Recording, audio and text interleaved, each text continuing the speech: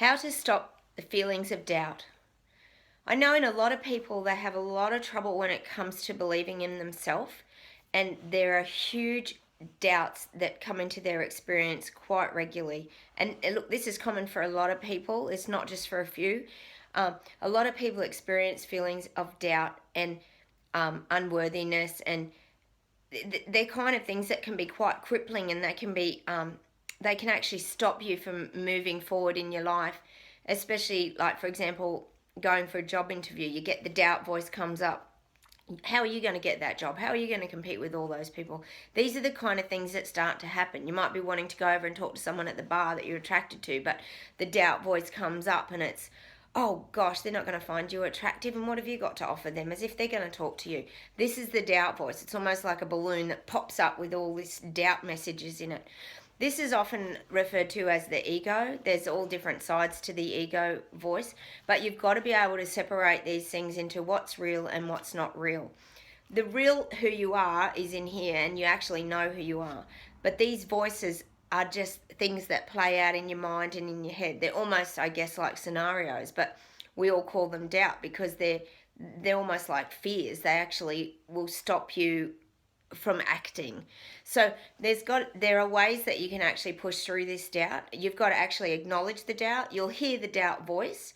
It will actually come up, and you'll actually really hear it because it's always very strong and it's very powerful. Like I said, it can stop people in their tracks.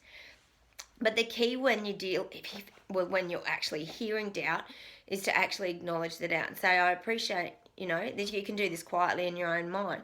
I appreciate your point of view, but I'm actually going to push through and I'm actually going to have a go at this anyway, despite what my ego voice or what my little voices in my head are actually saying. Because if you don't start doing these things, the doubt will start to take over your life, and every time you go to do something, the doubt will come back up. It's a very, very strong emotion, I guess I could put the word of doubt is like an emotion, because it actually can cripple you a lot and stop you from moving forward. So when you do get these voices and these they can be feelings as well of doubt, you have to actually acknowledge them, but you don't have to actually believe them. You can let them pass through your mind and you can go, yep, that's your opinion, ego, but I'm actually going to have a go, and I'm going to go and talk to that person, or I'm going to apply for that job, and I'm going to ignore the doubt. Of course, the doubt's going to always be there, but you'll find that the more you do this, the smaller and smaller your doubt voice will become, and you'll start to get a stronger voice, which will actually say, well, maybe you can have a go. Maybe you will be successful in that job.